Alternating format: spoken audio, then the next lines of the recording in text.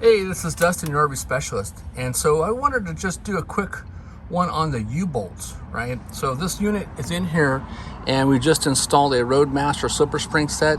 This is on a 2020 Grand Design Reflection, a 337 RLS.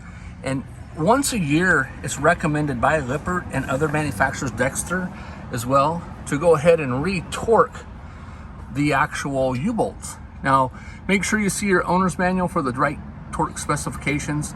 I've seen a couple different ways. I've seen some people do it in a clockwise position, going this way.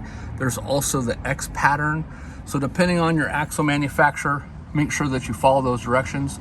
But this is a good idea to have this done once a year. Or, sometimes when you're taking your unit in for a wheel bearing pack or maintenance, make sure that they are not only retorquing the shoulder bolts for the shackle link hangers, as well as the U-bolts.